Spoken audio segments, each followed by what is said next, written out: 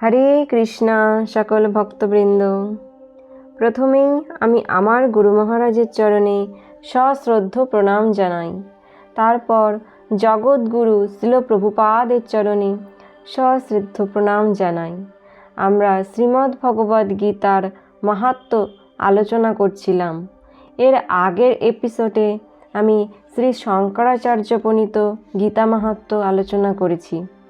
আজকের এপিসোডে আমি স্কন্দ পুরাণে অবন্তী খণ্ডে শ্রীল ব্যাসদেবকৃত গীতা মাহাত্ম্য আলোচনা করব। পুরোটা শুনুন, নিশ্চয়ই ভালো লাগবে। হরে কৃষ্ণা।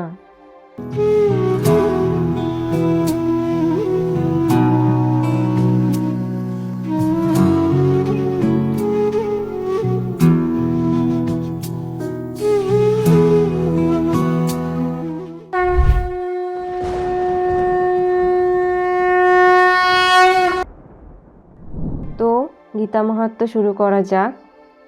গীতাসু গীতা কর্তব্যা কিমন্যৈ শাস্ত্র বিস্তরয়া ইয়া স্বয়ং পদ্মনাভস্য মুখো পদ্মাদিনী শ্রিতা সর্বশাস্ত্রময়ী গীতা সর্বদেবময়ী যতঃ সর্বধর্মময়ী যস্মাৎ স্মাদিতং সমভাসেৎ। অর্থাৎ গীতা স্বয়ং শ্রীকৃষ্ণের মুখপদ্ম থেকে নিঃসৃত হয়েছেন।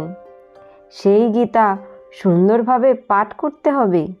অন্যান্য বহু রকমের শাস্ত্রের প্রয়োজন নেই, যেহেতু শ্রীমদ্ ভগবদ্ গীতা সর্বশাস্ত্রময়ী, সর্বদেবময়ী, সর্বধর্মময়ী। সুতরাং গীতা অভ্যাস করা একান্ত কর্তব্য।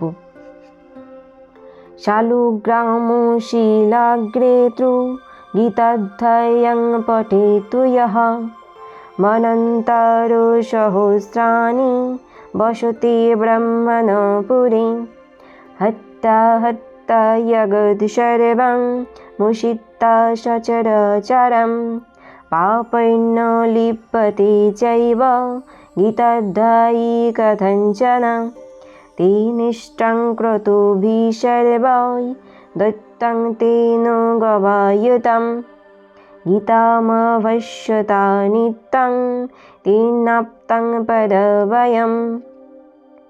অর্থাৎ যিনি শালগ্রাম শিলার সামনে গীতাধ্যায় পাঠ করেন, তিনি সমগ্র মন্বন্তর ব্রহ্মলোকে বাস করেন।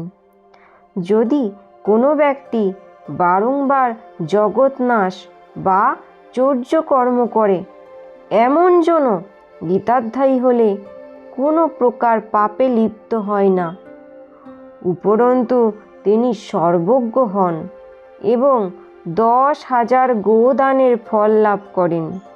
প্রত্যহ গীতাধ্যায়ী ব্যক্তি অভয় পদপ্রাপ্ত হন।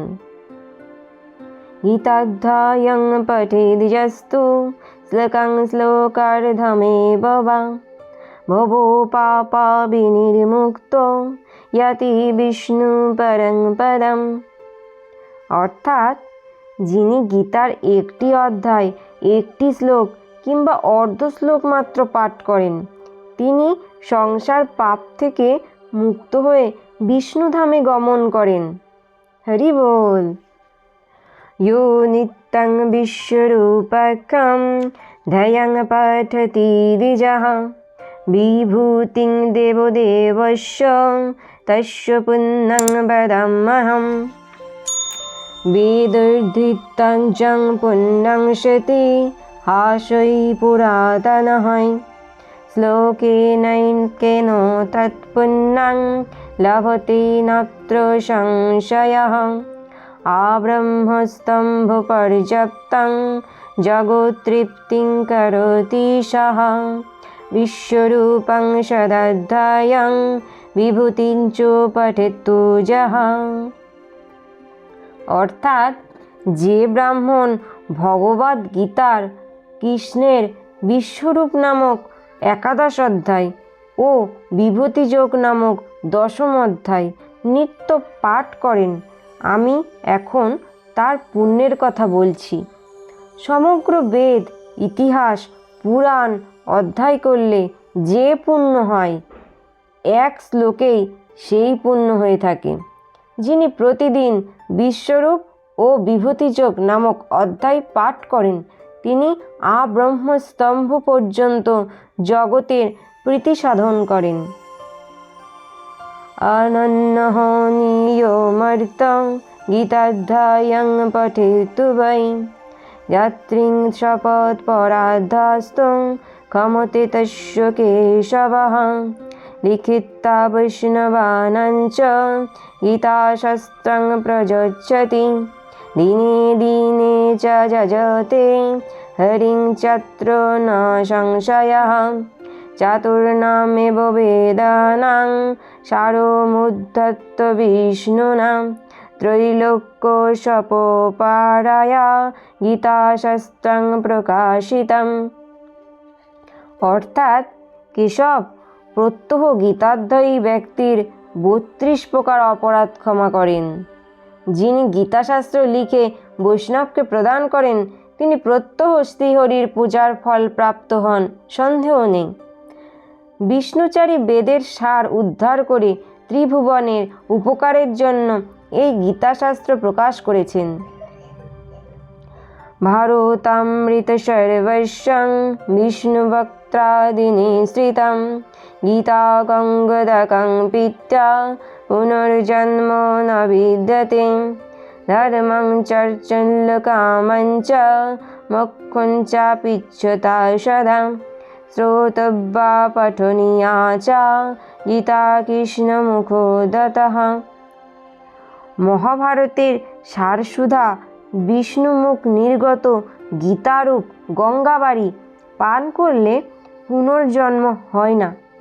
চতুর্বর্গ ফলাভিলাষী ব্যক্তির প্রত্যহই কৃষ্ণমুখ বিনির্গত গীতা শ্রবণ ও পাঠ করা কর্তব্য। যো নরঃ পঠতে নিত্যং গীতাশাস্ত্রং দিনে দিনে বিমুক্ত সর্বপাপভ্যো ইয়াতি বিষ্ণু পরং পদম। যিনি নিত্যই গীতা পাঠ করেন, তিনি সব রকমের পাপ থেকে মুক্ত হয়ে শ্রী বিষ্ণুর পরম ধামে গমন করেন। হরি বল। হরে কৃষ্ণা কৃষ্ণা কৃষ্ণা হরে হরে, হরে রাম রাম রাম হরে হরে। তো আজকের গীতা মাহাত্ম্য এখানেই সমাপ্ত হলো। পরবর্তী এপিসোডে আমি আরও গীতা মাহাত্ম্য নিয়ে আবার আসবো। হরে কৃষ্ণা, হরি বল।